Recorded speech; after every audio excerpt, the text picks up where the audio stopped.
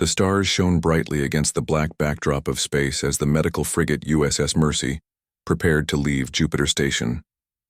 Its white hull gleamed under the station lights, the red medical cross standing out clearly against the pristine surface. 3 smaller support vessels floated nearby, their cargo bays filled with supplies for a world in desperate need. Captain Lisa Grant stood on the bridge, her experienced eyes scanning the readouts. At 45, she had spent more than half her life in space. Her brown hair was cut in a practical bob, and her uniform bore the blue and white colors of the United Earth Alliance Humanitarian Corps. "Final system checks complete, Captain," said Commander John Rivera, her executive officer. "All ships report ready for departure." Lisa nodded. "Thank you, John. How's our medical team holding up?" "Dr. Mitchell says they're prepared for anything, though he's worried the situation on Altaris 4 might be worse than the initial reports indicated." Lisa had worked with Dr. Alan Mitchell on 5 previous missions. The man was brilliant but always expected the worst. It made him an excellent emergency physician. He was never caught off guard. "Tell the doctor I'd like to meet with him once we're underway," she said. "Let's make sure we're all on the same page." Commander Rivera touched his communication panel. "Course is set for the Vega corridor. Estimated travel time to Altaris 4 is 8 days at standard speed." 8 days, Lisa repeated quietly. "Let's hope that's fast enough." The disaster on Altaris 4 had struck 3 days ago. A series of massive earthquakes had devastated the main population centers, followed by tsunami waves that battered the coasts. The Altarians were an aquatic adapted species, but even they couldn't withstand the combination of natural forces that had hit their world. "Captain, we have clearance from Jupiter Control," announced Lieutenant Kate Summers from the tactical station. The young officer was on her first deep space mission. Her blonde hair was pulled back in a regulation bun, and her eyes sparkled with a mixture of nervousness and excitement. "Thank you, Lieutenant. Communications, please broadcast on all frequencies that we are a medical convoy operating under Galactic Treaty protection." "Broadcasting now, Captain." Lisa settled into her command chair. "Helm, take us out. Standard departure pattern." The USS Mercy and its 3 support vessels moved away from Jupiter Station in perfect formation. Earth grew smaller behind them, a blue jewel in the distance. Dr. Alan Mitchell watched it disappear from the viewport in the medical bay. At 53, he had seen more disaster zones than he cared to remember. His face was lined with years of witnessing suffering, but his hands remained steady as he organized his supplies. "Do you think we'll get there in time to make a difference?" asked one of the younger doctors. Alan turned to face her. "We always make a difference, Dr. Kelly. Even if we only save one life, that's still one person who gets to go home to their family." The medical bay of the USS Mercy was state-of-the-art. It contained everything from basic field dressings to advanced surgical units that could handle nearly any species in the known galaxy. 200 medical staff worked under Dr. Mitchell's direction, and the support vessels carried enough supplies to set up 3 field hospitals. In his office, Alan reviewed the data on Altaris 4 one more time. The planet was home to approximately 9 million Altarians, a peaceful species that had joined the galactic community only 30 years ago. They lived in floating cities above their vast oceans and in a few settlements on their small continents. A knock at his door interrupted his thoughts. "Come in," he called. Captain Grant entered, her face serious. "Alan, I wanted to discuss the approach plan with you." He gestured to the chair across from his desk. "The latest updates aren't good. Altarian authorities are reporting over 200,000 injured and at least 50,000 dead." Lisa's expression remained professional, but her eyes revealed her sorrow. "Do they have any medical infrastructure still functioning?" 2 of their major hospitals are operational, but they're overwhelmed. They're particularly short on burn treatments and trauma supplies. "I've been studying the safest route," Lisa said, pulling up a holographic map. "We'll need to pass through the Vega corridor." Alan frowned. "Isn't that near Zoraxian space?" "It is, but it's a recognized neutral zone under the Galactic Treaty. Besides, the Zoraxians haven't directly challenged an Earth vessel in years." They've been expanding their territory, though, Lisa nodded. True, but they've been careful to avoid direct conflict with Earth. And we're clearly marked as a medical convoy. Even the Zoraxians respect the ancient laws protecting medical missions. The conversation was interrupted by Commander Rivera's voice over the intercom. Captain, we're approaching the outer boundary of the solar system. All systems functioning normally. Thank you, Commander. I'll be right there, Lisa responded, before turning back to Alan. Get some rest while you can, Doctor. Once we reach Altaris, I doubt any of us will sleep for days. As she left, Alan turned back to his medical files. He had a feeling this mission would be different from the others, though he couldn't say why. On the bridge, Lieutenant Kate Summers monitored her tactical display with growing interest in space travel. This was her first assignment after graduating from the academy, and she was determined to prove herself. Lieutenant, keep an eye on the long-range scanners as we approach the Vega corridor, Commander Rivera instructed. There's been increased activity in that sector lately. Yes, sir, she replied, adjusting her instruments. What kind of activity? Mostly trade disputes and minor territorial claims. Nothing serious, but it pays to be careful. Kate nodded and returned to her station. The excitement of her first deep space mission had kept her awake the night before. The USS Mercy was one of Earth's finest vessels, although it carried minimal defensive systems. Its mission was to heal, not to fight. In the ship's mess hall, crew members gathered for their meals before their shifts. The conversation was light but purposeful. Many had served on humanitarian missions before. I heard the Altarians breathe through gills, one engineer said. Is that true? Partially, replied a medical technician. They have both lungs and gill-like structures. They evolved from ocean-dwelling ancestors but adapted to land about 1 million years ago. As the day cycle turned to night aboard the ship, most of the crew sought rest. Captain Grant made one final round of the bridge before retiring to her quarters. Standard watch rotation, Commander, she told Rivera. Wake me if there's anything unusual. Of course, Captain. Sleep well. In her private quarters, Lisa looked at the small photograph she kept by her bed. Her sister and nephew back on Earth. They worried about her, especially after the Proxima incident 2 years ago, when another medical vessel had been caught in a local civil war. The USS Mercy had arrived in time to rescue survivors, but the experience had shaken everyone in the service. Lisa pushed the memory aside. Tomorrow they would enter the Vega corridor, and in 8 days, they would reach people who desperately needed their help. That was all that mattered. As Earth's most distant outpost faded from their sensors, the convoy continued its journey into the star-filled darkness. None of the crew knew that their humanitarian mission would soon change the course of galactic history, or that the peace Earth had maintained for decades was about to be shattered forever. The USS Mercy and its 3 support ships glided through the darkness of the Vega corridor. They had been traveling for 5 days now. Captain Lisa Grant sat in her command chair, reviewing the latest reports from Altaris IV. The situation was getting worse. Captain, we're receiving a transmission, Lieutenant Kate Summers announced from her station. It's coming from an Altarian refugee vessel ahead. Put it through, Lisa ordered, straightening in her chair. A holographic image appeared before her. The Altarian had blue-tinted skin and large dark eyes that blinked rapidly in distress. This is Elder Zoral of Altaris IV, the figure said. Our vessel carries 300 survivors from Eastern Settlement. We are low on medical supplies and clean water. Lisa leaned forward. Elder Zoral, I am Captain Lisa Grant of the United Earth Alliance medical frigate USS Mercy. We are en route to your homeworld with relief supplies. What is your current position? We are approximately 6 hours ahead of your position. 2 more refugee ships are behind us.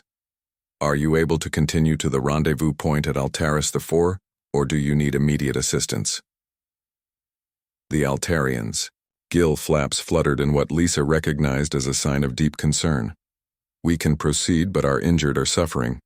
The earthquakes destroyed most of our medical facilities. The tsunamis that followed washed away entire cities. We'll increase speed to reach you sooner, Lisa promised. Please transmit details of your most urgent medical needs so we can prepare appropriate supplies. After the transmission ended, Lisa turned to Commander Rivera. John, increase to maximum safe speed. Contact Dr. Mitchell and have him prepare for Altarian casualties ahead of schedule. Yes, Captain, Rivera replied, already moving to carry out her orders. In the medical bay, Dr. Alan Mitchell and his team worked quickly to prepare for the incoming refugees. They set up special humidity-controlled areas for the Altarians whose skin needed to remain moist. Make sure we have enough fluid replacement suitable for Altarian physiology, Alan instructed his staff. Their electrolyte balance is different from humans. One of the nurses approached him with a worried expression. Dr. Mitchell, our scans show that many of the refugees are suffering from radiation burns. That wasn't in the initial reports. Alan frowned. Radiation? The Altarians don't use nuclear power. Their cities run on ocean thermal energy. Could it be from a natural source? Maybe the earthquakes release something from beneath the surface? Possibly, Alan said, though he sounded unconvinced. Prepare the radiation treatment protocols just in case. Back on the bridge, Lieutenant Summers was focused intently on her sensor readings. Something wasn't right. Commander Rivera, she called. I'm picking up unusual energy signatures at coordinates 227 Mark 43. Rivera moved to her station and studied the display. Could be natural phenomena. The Vega corridor has several known anomalies. Sir, these readings are moving, and they're forming a pattern around our position. Rivera's expression hardened. Captain, you should see this. Lisa joined them at the tactical station. The display showed several unidentified objects moving in formation, staying just beyond standard detection range. If Kate hadn't been specifically looking for anomalies, they might have missed them entirely. Are they ships? Lisa asked quietly. I believe so, Captain, Kate replied. Their movement patterns are too precise to be natural. Lisa straightened. Yellow alert. Shields up, but keep weapons offline. We're a medical convoy under Galactic Treaty protection. She turned to the communications officer. Broadcast our status again on all frequencies, including the emergency channels. The bridge crew moved with practiced efficiency despite the tension in the air. The USS Mercy wasn't designed for combat situations. Its shields were meant to protect against space debris and radiation, not weapons fire. The objects are changing course, Kate reported. They're moving to surround us.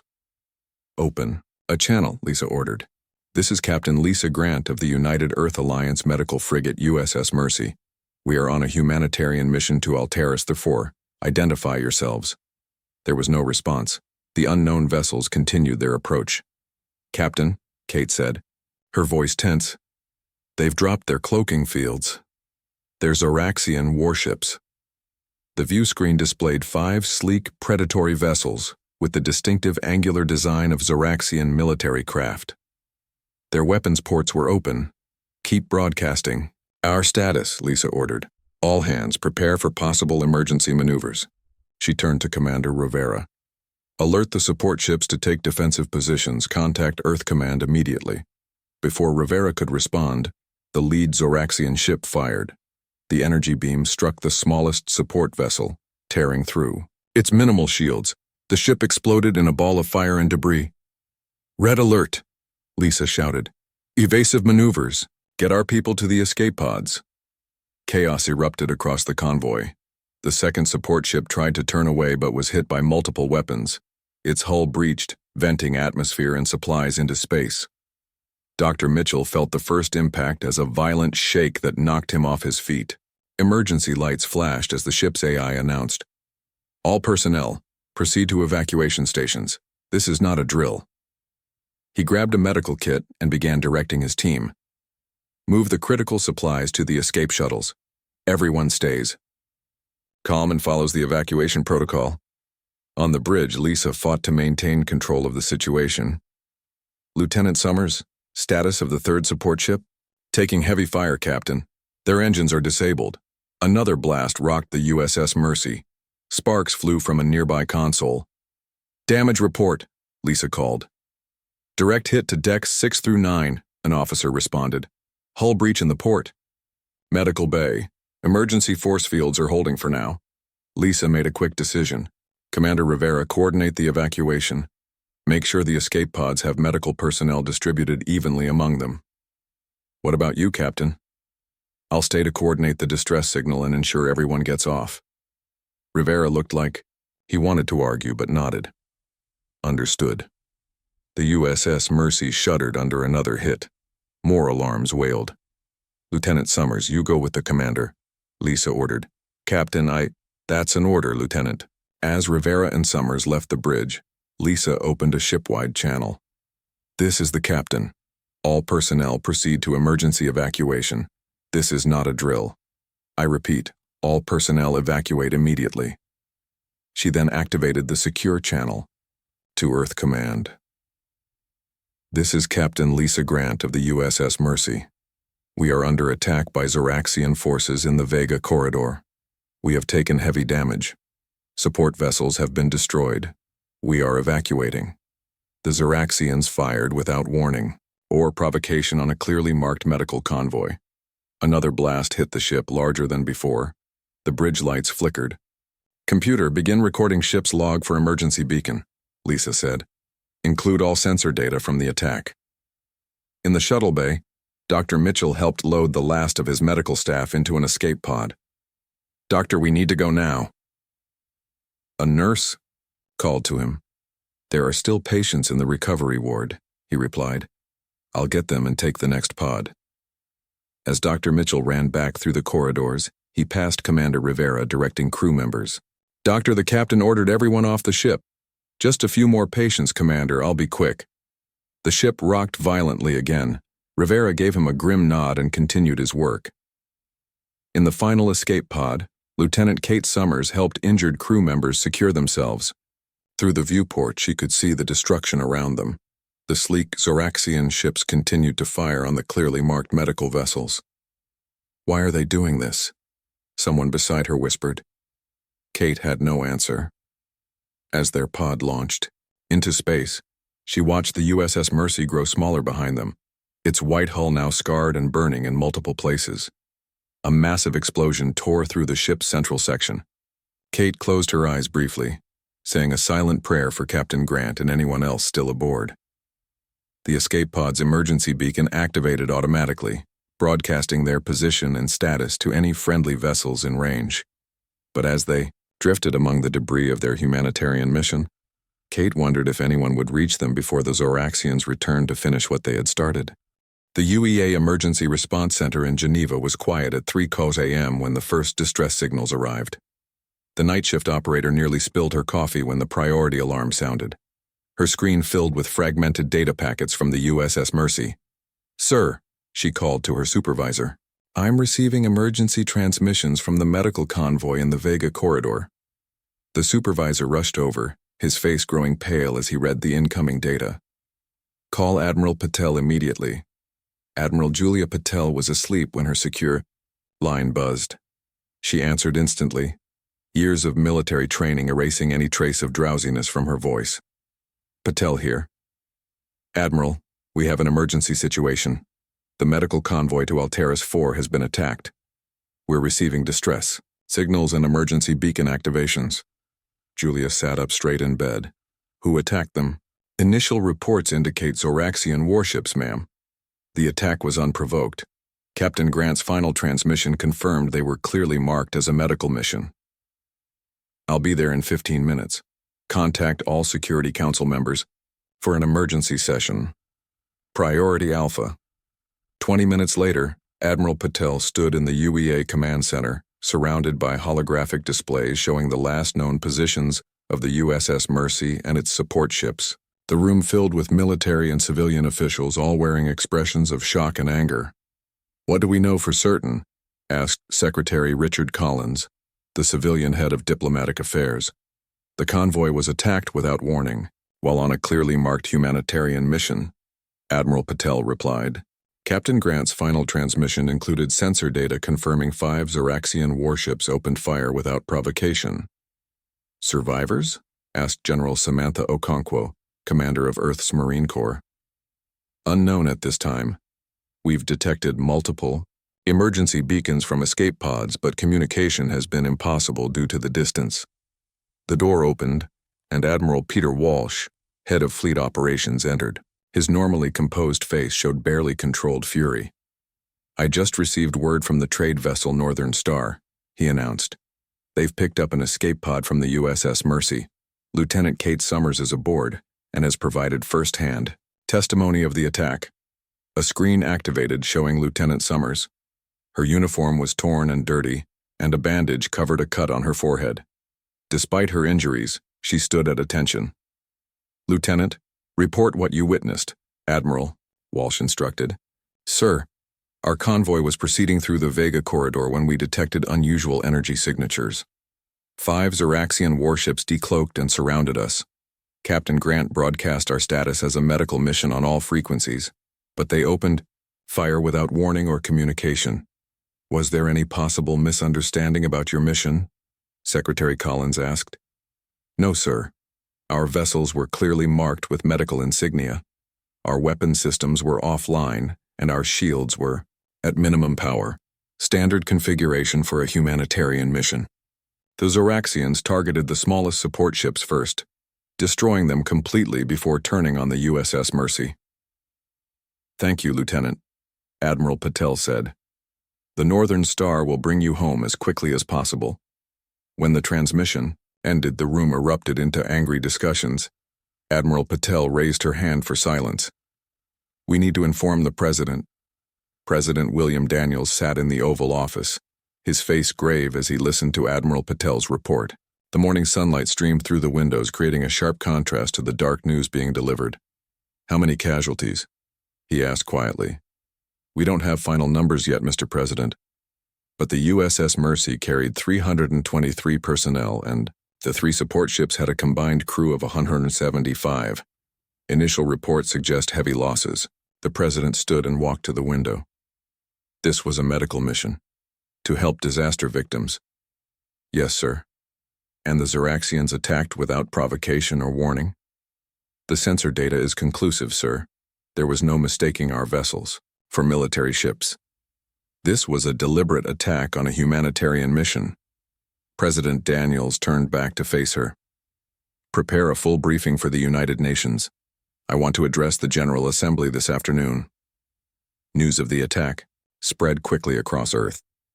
Video screens in homes and public spaces showed the same images: the faces of the USS Mercy crew, the shattered remains of the convoy, and the growing lists of the missing and presumed dead. In cities around the world, people gathered for vigils. They placed flowers and candles before photographs of Captain Lisa Grant and the other crew members. Children brought drawings of the white ships with their red medical crosses. Dr. Alan Mitchell's wife sat in their living room, surrounded by friends, waiting for any news of survivors. Captain Grant's sister held her young son as they watched the news reports, hoping for a miracle. Inside the United Nations General Assembly, the mood was somber as President Daniels took the podium. Representatives from 193 nations listened in silence. 24 hours ago, the President began, a United Earth Alliance medical convoy was brutally attacked while on a humanitarian mission to aid disaster victims on Altaris 4. This unprovoked assault on clearly marked medical vessels represents not just an act of war against Earth, but a violation of the most basic principles of galactic civilization. He paused, his voice thick with emotion. "We have confirmed that the attacking vessels belong to the Zoraxian hegemony. There was no warning, no communication, and no mercy shown to our people who were on a mission of peace." On the main screen behind him, images appeared showing the convoy before its departure, the pristine white vessels with their clear medical markings, the smiling faces of the crew, the cargo bays filled with relief supplies. "The Zoraxian ambassador has claimed that our vessels were carrying weapons," President Daniels continued. "This is a lie. We have provided complete cargo manifests and inspection records proving that every item aboard was intended for humanitarian relief." The Zoraxian ambassador stood to object, but angry murmurs from other representatives drowned him out. Meanwhile, in the UEA Strategic Command Center beneath the Rocky Mountains, General Samantha Okonkwo met with her senior staff. Maps, and tactical displays covered the walls. "How soon can we be ready?" she asked. "The response fleet can deploy within 6 hours," replied her chief of operations. "All personnel are being recalled from leave." In his office at the Pentagon, Admiral Walsh studied the classified files that few people knew existed. For decades, Earth had maintained a peaceful presence in galactic affairs, focusing on trade, science, and humanitarian missions. But they had not been naive. Hidden in remote bases throughout the solar system was a fleet of warships that the wider galaxy knew nothing about. Advanced stealth technology, weapon systems beyond anything Earth had publicly acknowledged possessing, and specially trained crews had been prepared for exactly this kind of moment. Admiral Walsh entered his security code, unlocking files labeled Operation Swift Justice. Back at the United Nations, President Daniels concluded his address. The attack on our medical convoy was not just an attack on Earth's citizens. It was an attack on the very concept of mercy, on the idea that even in the darkness of space, some principles must remain sacred. He looked directly into the camera, his eyes reflecting the grief and resolve of billions of humans watching around the world. "To the families of those lost in this senseless attack, we will not rest until justice is done. To our allies among the stars, we thank you for your support in this dark hour. And to the Zeraxian hegemony, you have made a grave miscalculation. Earth goes to war today, not out of hatred or vengeance, but because you have left us no other choice." As the assembly erupted in applause and shouts of support, the president signed the formal declaration of war. Across Earth, military bases hummed with activity as the planet prepared to reveal its true strength to the galaxy. The massive ship hung in the darkness of space, hidden behind the moon where no civilian telescopes could spot it. The UES Retribution was unlike anything Earth had publicly acknowledged possessing. At 2 kilometers long, its black hull absorbed, rather than reflected light, making it nearly invisible against the backdrop of space. Captain Eric Vasquez stood on the bridge, watching as his crew prepared for their first real combat mission. For 10 years they had trained in secret, hoping their services would never be needed. Now they were Earth's spear point in a war no one had wanted. "Status report," Eric ordered, his voice calm despite the weight of responsibility on his shoulders. "All systems green, Captain," his executive officer replied. "The fleet is in position and awaiting your command." Eric nodded. The fleet consisted of 12 advanced destroyers, each equipped with technology that would shock the wider galactic community. For decades, Earth had maintained the appearance of focusing solely on peaceful pursuits, while quietly preparing for the possibility that peace might not last. "Signal from Admiral Walsh, sir," the communications officer announced. "Operation Swift Justice is authorized to begin." Eric took a deep breath. "Acknowledge the signal. Prepare to address all ships." The view screen lit up with the faces of the other ship captains, men and women who, like him, had spent years in the shadows commanding vessels that officially didn't exist. "This is Captain Vasquez. You all know our mission. The Zeraxians have attacked and destroyed a medical convoy, killing hundreds of our people who were on a mission of mercy. Now they will learn that humanity's compassion should never be mistaken for weakness." He paused, looking at each face on the screen. "Our targets are military only. We strike their bases, their weapons platforms, and their warships. Civilian targets are to be avoided at all costs. Remember who we are and why we fight." For those who can no longer speak for themselves, the captains nodded in solemn agreement. "Engage stealth systems. Set course for the Zeraxian military base at Torlac Prime. We jump in 3 minutes." The bridge crew moved with quiet efficiency, their years of training evident in every action. As the countdown to jump reached 0, the UES Retribution and its escort ships vanished into faster-than-light travel, leaving the solar system behind. In a medical center on Earth, Lieutenant Kate Summers sat up in her bed when Admiral Julia Patel entered her room. Kate tried to stand, but the Admiral motioned for her to remain seated. "How are you feeling, Lieutenant?" Julia asked. "Better, ma'am. Ready to return to duty." Admiral Patel smiled slightly. "Good, because I have a task for you." She handed Kate a datapad. "We've rescued several other escape pods from the USS Mercy. Dr. Alan Mitchell is among the survivors." Kate's eyes widened. "Dr. Mitchell survived? That's wonderful news." "Yes. He managed to get many of the medical staff to safety before the ship was destroyed." Julia's expression grew more serious. "Lieutenant, what I'm about to tell you is classified at the highest level." Kate straightened, her attention focused. "Earth is about to reveal military capabilities that we've kept hidden for decades. But we're not just fighting with ships and weapons, we're fighting for hearts and minds across the galaxy." "I don't understand, ma'am." "The Zoraxians have already begun a propaganda campaign, claiming our convoy was carrying weapons. Other species are uncertain what to believe. We need someone who witnessed the attack firsthand to serve as a liaison to our potential allies." Kate understood. "You want me to tell them what really happened?" "Exactly. You'll work with representatives from other species who are considering supporting our cause. Your testimony could be crucial in building the coalition we need." Kate nodded firmly. "I won't let you down, ma'am." In the Torlac system, a Zoraxian patrol ship moved through its regular route. The crew was relaxed, confident in their superiority. Their recent victory over the human medical ships had reinforced their belief that other species were weak and unworthy of respect. The patrol ship's sensors detected nothing unusual as it passed near the system's asteroid belt. The officer on duty yawned, bored with the routine mission. He never saw the 4 Earth destroyers that had been waiting, perfectly concealed among the asteroids. Their stealth technology, developed in secret over decades, rendered them invisible to standard Zoraxian sensors. The first indication of danger came when the patrol ship's engines suddenly shut down. A precise strike from a focused electromagnetic pulse had disabled their systems without causing physical damage. Before the confused Zoraxians could react, their communications array received a transmission on all frequencies. "Zoraxian vessel, this is Captain Olivia Blackwood of the United Earth Alliance Special Operations Team. Your ship has been disabled. Prepare to be boarded." Inside the UES Retribution, Captain Eric Vasquez watched as reports came in from across 3 star systems. Earth's hidden fleet had struck simultaneously at 12 Zoraxian military targets.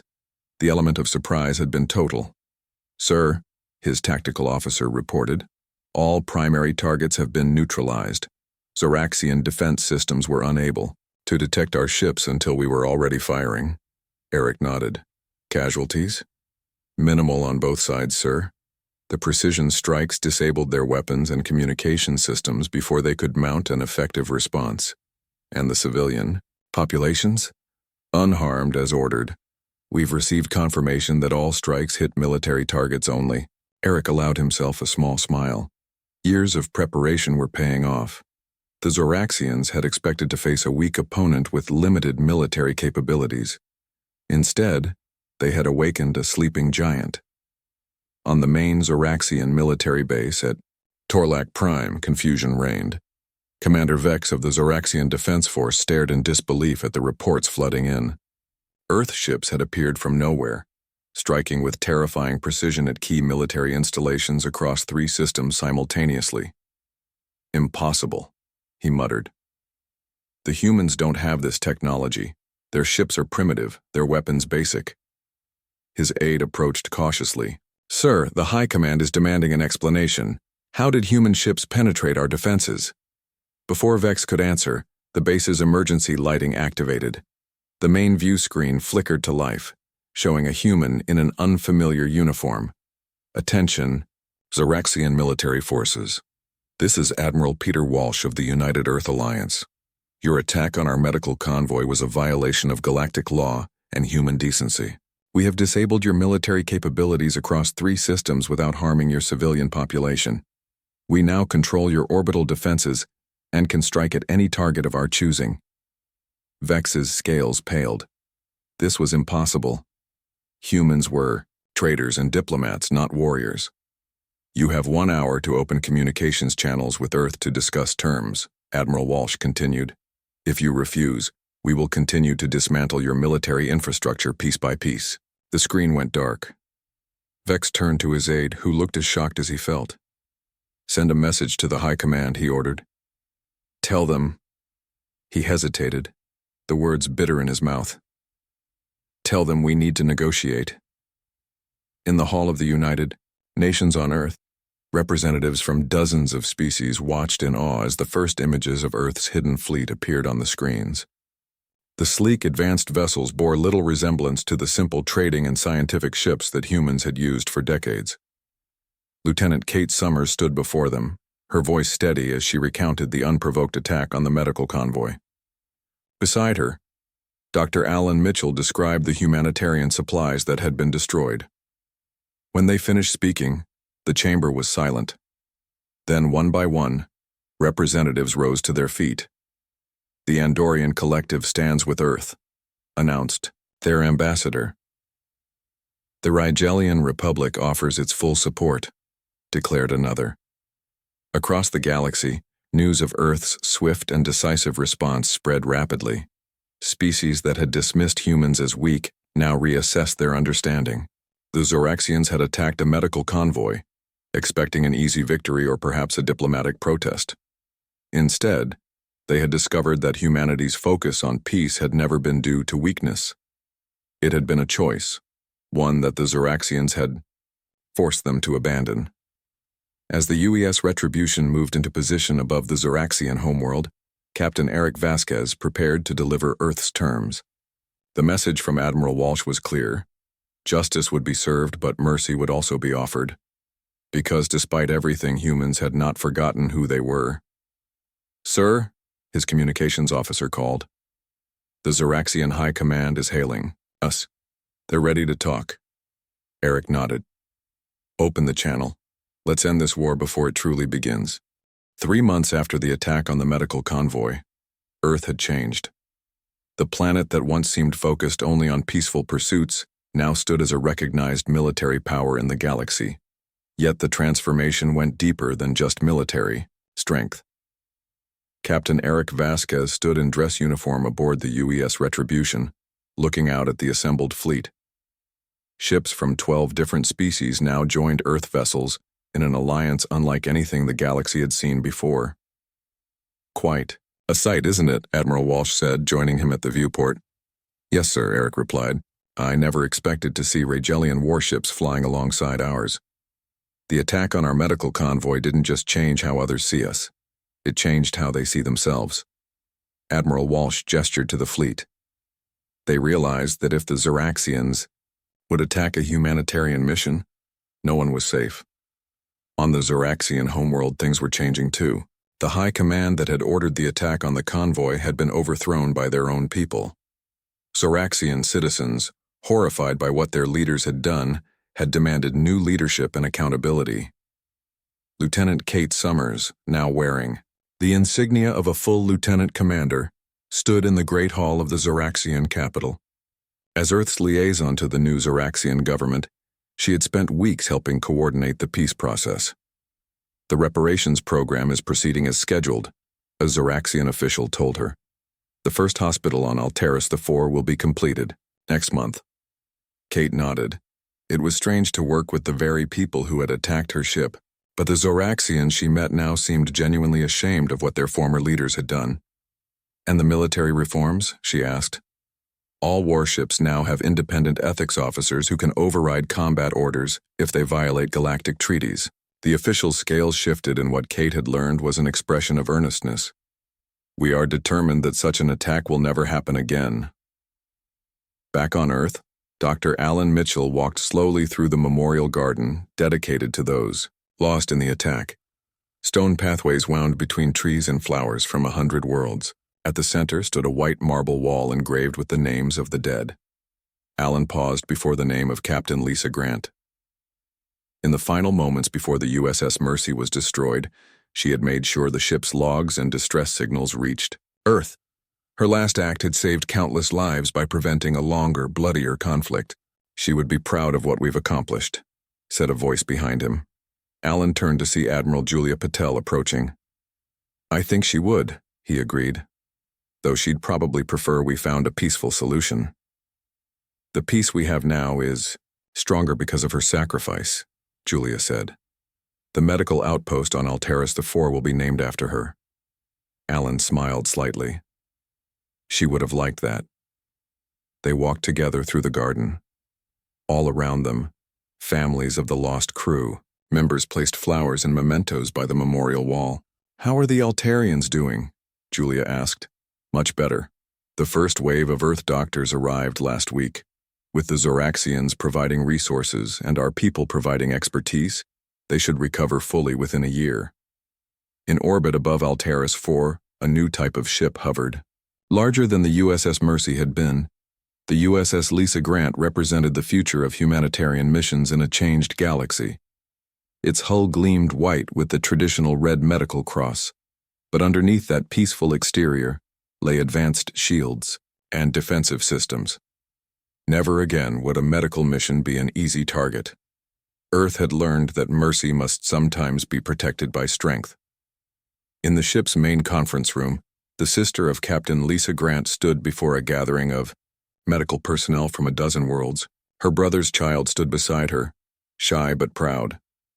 "My sister believed that compassion knows no borders," she said, her voice strong despite her grief.